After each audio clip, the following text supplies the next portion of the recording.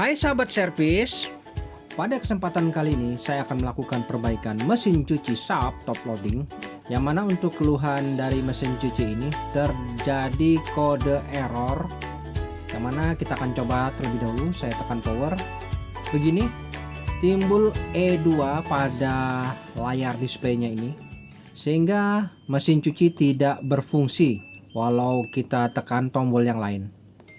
Oke, saya coba matikan dan saya coba hidupkan lagi. Selalu timbul E2 ya. Jadi seperti ini keluhannya. Dan kita akan coba cek apa kerusakan dari mesin cuci. Di sini masih terdapat sisa air ya yang harus kita kuras. Baik, untuk modelnya yaitu ESG865PG. Nah, ini kita akan coba cari tahu apa permasalahan dari kerusakan mesin cuci ini. Baik, yang pertama kita coba fokus di bagian belakang panelnya ini. Kita akan coba buka. Di sini ada dua skrup ya yang harus kita lepas terlebih dahulu. Biasa untuk kerusakan seperti ini bisa diakibatkan karena switch pintunya ini bermasalah, atau mungkin dari water levelnya yang bermasalah. Banyak kemungkinannya. Oke, kita coba buka dulu kap belakangnya ini. Di sini tinggal kita angkat ke atas. Baik, sekarang kita coba fokus dulu di bagian water level, yang mana di sebelah kanan kita bisa lihat ini adalah water level sensor. Biasa untuk kerusakan seperti itu terjadi korosi di bagian soketnya ini. Baik, kita cabut dulu sumbernya supaya kita lebih leluasa dalam hal proses perbaikan. Nah, ini sudah saya cabut ya. Jadi di sini sudah tidak ada lagi setrumnya. Nah, kita akan coba cek di bagian soketnya ini.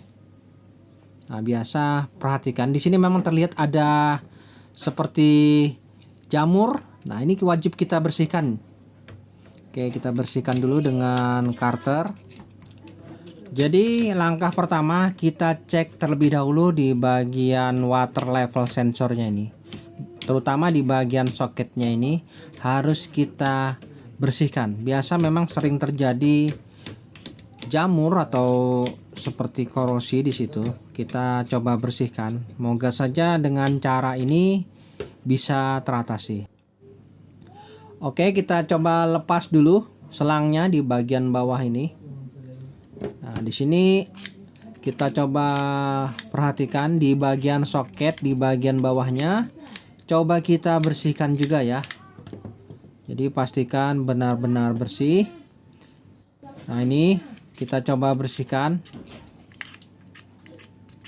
Apakah memang ini penyebabnya? Nanti kita bisa tahu setelah kita lakukan pemasangan. Oke, saya rasa sudah cukup untuk proses pengerikan pada soketnya ini. Selanjutnya kita coba pasangkan kembali soketnya ini. Dan posisi soketnya harus erat. Baik, kemudian di sini ada selang yang menuju ke tabung. Kita coba pasangkan kembali.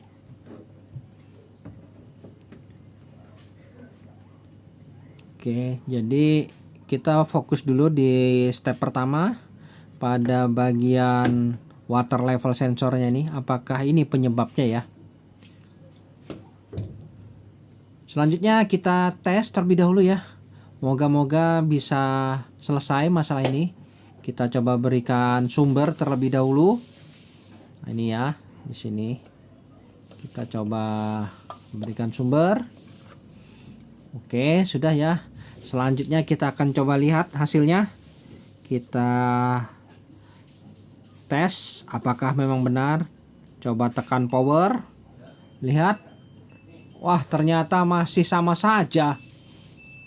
E2 ya, tidak ada pengaruh ternyata. Masih tetap kondisinya. Tidak ada perubahan. Jadi sepertinya mungkin ada masalah lain. Ya, kita coba tekan ya, tetap ya kondisinya E2. Jadi bukan masalah di soket. Jadi masalahnya apa ya penyebabnya E2 ini?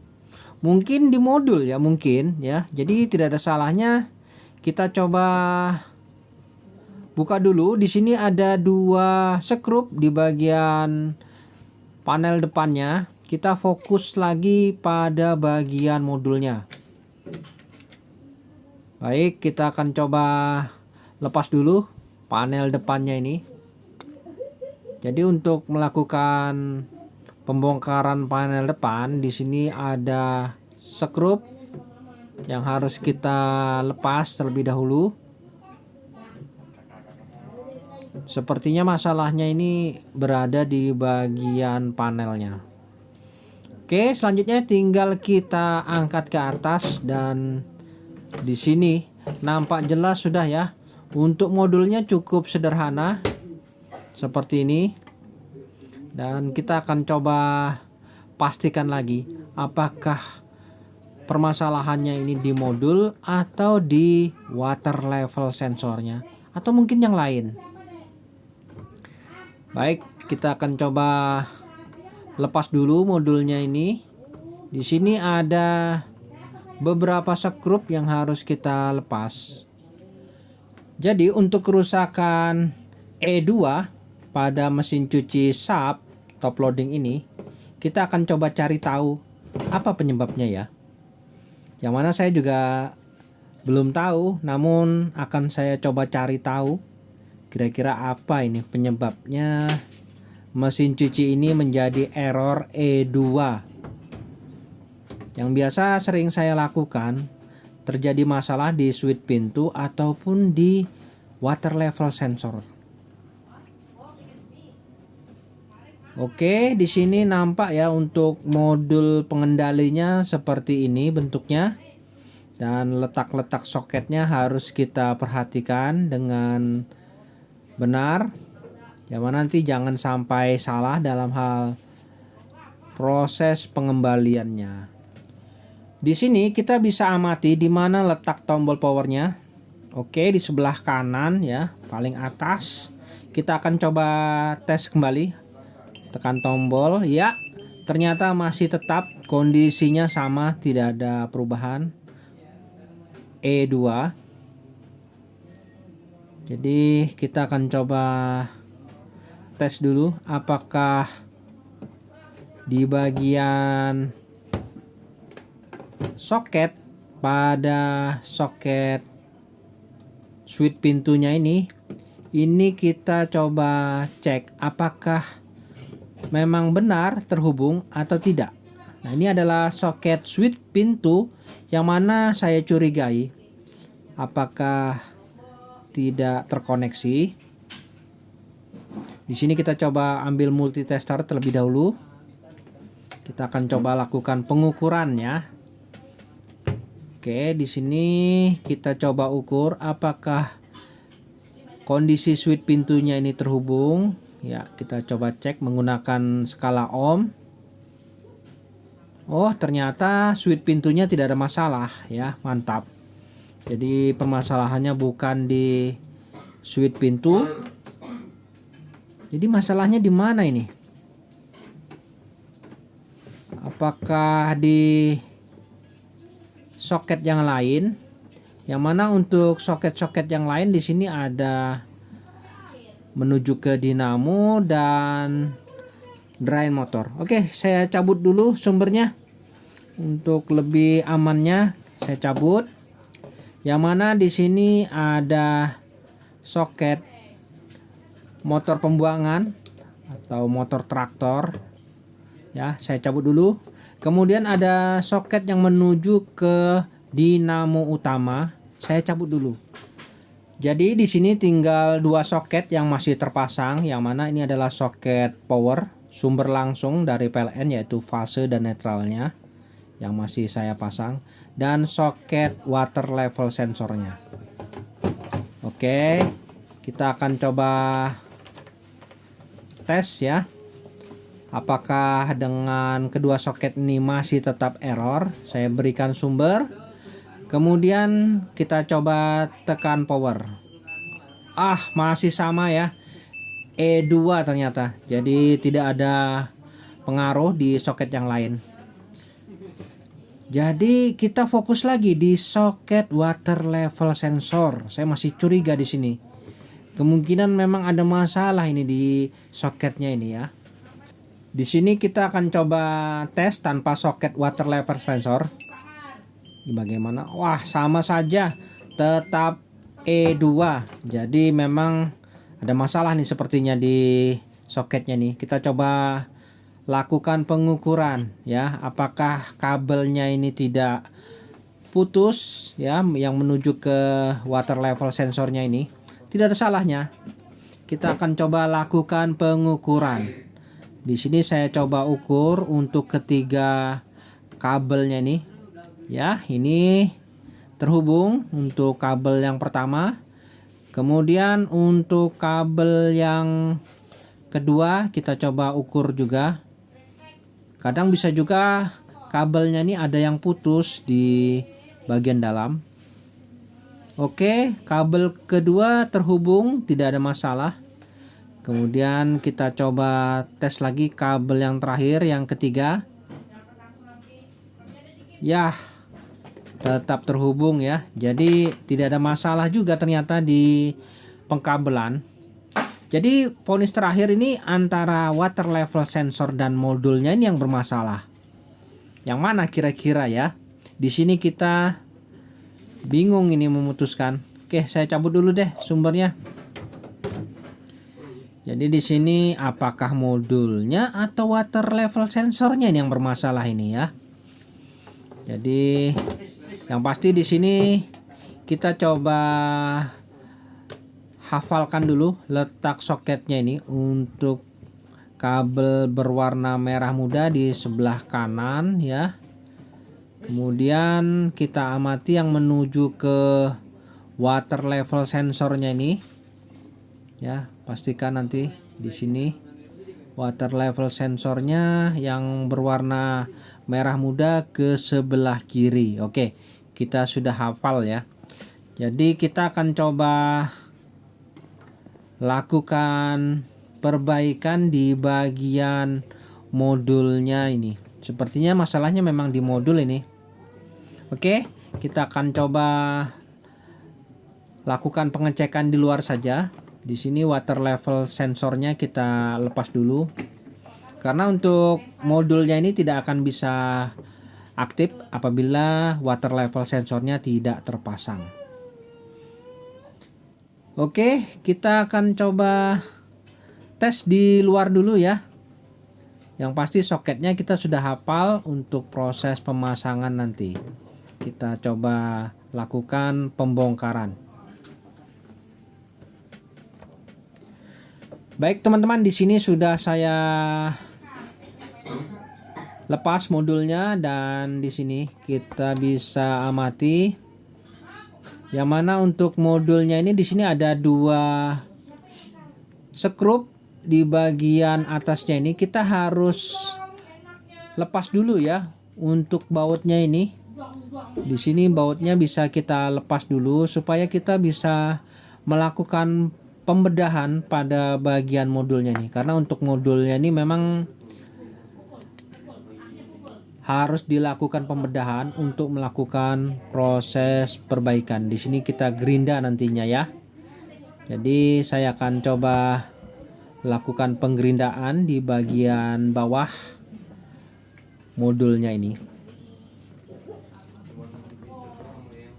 Dan untuk proses penggerindaan pada modulnya ini kita lakukan secara hati-hati. Jadi kita gerinda bagian sisinya saja, pinggirnya ini terlebih dahulu ya.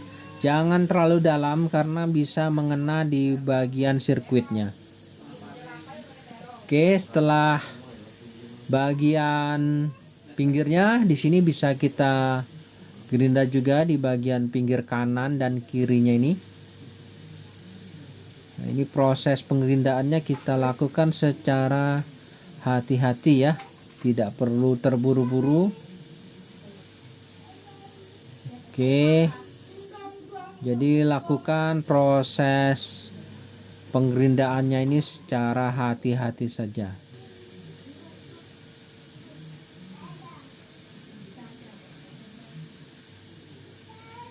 Oke ya, sudah kita gerinda di bagian pinggir-pinggirnya. Selanjutnya tinggal kita congkel. Di sini untuk skrupnya sudah kita lepas, jadi proses pencongkelannya juga sedikit mudah. Yang mana coba kita ratakan terlebih dahulu di sini. Dan untuk perbaikan modul ini sebenarnya sih susah-susah gampang ya. Jadi kita akan coba lihat di bagian dalam modulnya ini. Ini tinggal kita congkel saja perlahan-lahan ke atas ya. Lakukan secara perlahan-lahan. Oke, tinggal kita congkel ke atas dan akan terlepas dengan sendirinya. Oke, di sini sudah terlepas dan nampak ya untuk lapisan pelindung jelinya ini. Di sini bisa kita coba bersihkan pelan-pelan ya dengan cara kita congkel sedikit demi sedikit. Nah, ini. Di sini kita bersihkan sampai bersih supaya kita bebas dan enak dalam hal proses pengecekan komponen yang ada di balik jeli ini. Nah, ini ya. Di sini banyak sekali ya lapisan pelindungnya ini. Oke, untuk mempersingkat waktu di sini saya coba bersihkan dulu ya sambil saya pelajari bagaimana. Baik teman-teman, di sini sudah saya coba bersihkan untuk pelindung lapisan jelinya. Dan nampak ternyata di bagian modulnya ini terdapat keganjilan ya. Ternyata untuk jalurnya ini mengalami korosi. Nah, ini seperti terkoyak. Jadi di sini saya rasa penyebabnya ini. Apabila terdapat jalur seperti ini, artinya di sini sangat mengganggu sistem kinerja dari rangkaian ini. Jadi kita harus coba bersihkan ya, bersihkan jalur-jalurnya ini sampai kira-kira terlihat nampak bersih. Kemudian setelah bersih, kita coba lakukan penyolderan. Jadi saya merasa terjadi gangguan short circuit pada rangkaian ini karena terjadi korosi di bagian jalurnya ini. Jadi langkah selanjutnya kita coba lakukan penyolderan pada komponen yang kita curigai. Kita solder ulang gitu ya. Baik di bagian kapasitor keramiknya maupun bagian kaki-kaki IC-nya ini kita coba solder ulang saja. Jadi tujuan kita melakukan penyolderan ini adalah kita untuk menghilangkan short circuit pada komponen-komponen akibat terjadinya korosi tersebut. Nah, ini ya, kita coba solder ulang, kemudian baru kita bersihkan lagi ya. Pastikan sudah tidak ada lagi solderan yang tidak sempurna. Dan setelah itu coba kita pasangkan water level sensornya ini. Kita tes saja di bagian bawah karena di sini kita tidak membawa soketnya ya. Namun kita sudah pelajari tadi letak soketnya ini. Yang mana untuk merah ini, kabel merah harus kita sambungkan di pin soket di sebelah kanan tadi ya. Oke, saya coba sambungkan ketiga kabel ini yang menuju ke water level sensor. Nah, seperti ini ya. Jadi pastikan jangan sampai salah dalam proses penyambungannya ini, urutannya. Oke, Selanjutnya kita akan coba lihat ya hasilnya. Apakah berhasil, teman-teman? Di sini kita coba berikan sumber pada soket inputnya. Kita akan coba lihat, mudah-mudahan bisa normal ini. Saya yakin sih masalahnya hanya di bagian korosi saja. Oke, namun pembuktiannya kita tes ya. Saya coba berikan sumber terlebih dahulu. Bismillahirrahmanirrahim. Mudahan saja bisa berhasil. Kita akan coba tekan power. Oke, kita tunggu. Yes, tidak error ya. Mantap. Artinya berhasil, teman-teman ya. Tidak ada lagi terjadi error. Untuk tombol-tombol yang lain kita tes. Wah, berfungsi. Nah ini, wah, ternyata itu saja permasalahannya ya. Kita coba tekan tombol start nanti. Ya, berfungsi ya, kedap-kedip lampunya. Wah, oke, jadi permasalahannya seperti itu. Coba kita tes lagi. Tekan power. Ya, normal ya teman-teman. Ternyata masalahnya cuman hanya di jalur korosi. Baik, saya cabut dulu sumbernya. Jadi untuk kerusakan E2 ternyata di modulnya yang mengalami korosi ya teman-teman. Mantap. Artinya sudah yakin ini tidak masalah lagi setelah kita lakukan perbaikan. Baik, jadi untuk kerusakannya ternyata terjadi korosi di jalurnya ini ya. Jadi teman-teman pastikan jalurnya kita bersihkan, lalu kita lakukan penyolderan ulang. Jadi kerusakannya ternyata di bagian water level sensor di soketnya itu. Untuk bagian power supply di sebelah sini tidak ada masalah ya. Karena di sini nampak sekali jalurnya sangat rusak. Oke, di sini sudah tidak error lagi ya. Dan saya rasa sudah normal ini. Jadi kita akan coba lakukan pemasangan saja di unit ini. Baik, untuk kabelnya kita lepas saja semuanya ya. Pastikan semua kabel setrum sudah kita lepas, dan di sini untuk penjamperannya kita juga lepas. Oke, selanjutnya untuk penutupnya langsung saja kita pasang lagi pada posisinya, dan jangan lupa kita sekrup kembali ya. Setelah kita sekrup, di sini bisa kita lakukan penutupan. Nah, ini bebas ya. Kita bisa melakukan penutupan di bagian bawahnya ini dengan lakban atau jenis isolasi. Di sini saya kebetulan hanya memiliki aluminium foil, jadi saya tutup menggunakan aluminium foil saja.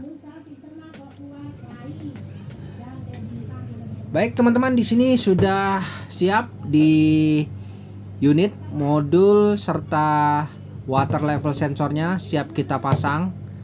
Kita akan coba tes di sini di kondisi unit. Untuk pemasangan soketnya perhatikan jangan sampai ada yang keliru. Di sini untuk soket-soketnya nampak untuk warna putih ya. Ada warna merah dan warna biru.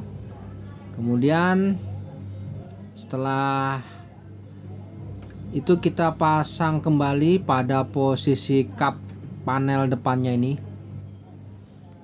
Dan itu selanjutnya kita sekrup kembali. Nah ini ya, sudah kita sekrup. Pastikan tombol-tombolnya bisa berfungsi normal apabila kita tekan. Nah ini ya, untuk water level sensornya tinggal kita kembalikan ke posisi semula. Jangan lupa untuk pemasangan selangnya ini ya, di bagian bawah. Perhatikan jangan sampai terlupakan. Nah ini ya, untuk soketnya sudah terpasang, selangnya sudah terpasang, tinggal kita tutup saja. Di sini saya coba langsung saja lakukan penutupan karena saya merasa yakin Untuk perbaikan mesin cuci ini sudah pasti normal. Jadi tinggal kita lakukan penyekrupan. Oke, di sini masih ada ya sisa genangan air. Kita akan coba kuras nanti dengan melakukan proses pengeringan. Untuk panel depan, jangan lupa kita sekrup kembali. Hindari di sini percikan air karena saya rasa kerusakannya akibat dari percikan air pada bagian kap depannya ini ya. Jadi memang di sini sangat vital sekali. Oke, selanjutnya kita akan coba lakukan pengetesan. Bagaimana ya hasilnya? Di sini kita coba berikan sumber terlebih dahulu. Ya, kita akan coba tes ya. Bagaimana hasilnya ini? Moga-moga tidak ada masalah ya, teman-teman. Saya tekan tombol power. Ya, di sini sudah tidak ada lagi ya nampak kode error E2. Lalu kita coba pilih program. Di sini ada pembilasan, pengeringan. Kita coba pilih pengeringan ya. Ini tulisannya yaitu peras berkedip-kedip ya posisinya. Selanjutnya kita tekan tombol start. Oke, proses pemerasan berlangsung. Pastikan untuk pembuangannya lancar ya. Untuk pembuangan airnya mantap ya. Jadi untuk pengurasan airnya sudah berjalan normal. Tinggal kita melihat hasilnya apakah proses pengeringan berlangsung. Ya, di sini untuk tabungnya terlihat berputar. Artinya proses pengeringannya juga sudah normal. Ya, oke. Jadi tabung pengeringnya sudah berputar ini. Kita bisa lihat kalau kita buka tutupnya ini ya berputar. Ya, sudah normal ya untuk proses pengeringannya. Oke, saya coba tes lagi untuk proses pencucian, yang mana kita pasangkan dulu untuk selang inletnya ini ke posisi solenoid valve-nya ini ya. Kita pasangkan dulu. Oke, sudah terpasang. Di sini sudah terpasang ya selang inletnya. Kemudian coba kita buka dulu kerannya ini. Yang mana nanti kita tekan tombol power. Kemudian di sini untuk mempersingkat waktu kita pilih water levelnya di posisi minimal saja. Lalu tekan start. Oke, proses pengisian air berlangsung ya. Di sini bisa kita lihat. Oke, untuk proses pengisian airnya berjalan normal. Dan biarkan sampai terisi ya. Apakah berjalan proses pencuciannya? Ya, untuk proses pencuciannya juga normal ya teman-teman. Jadi sudah mantap untuk proses perbaikan mesin cuci ini ya. Sangat mudah ya teman-teman ternyata proses perbaikannya. Baik teman-teman, sampai di sini dulu perjumpaan video saya dan kita akan ketemu lagi pada video saya selanjutnya. Sampai jumpa.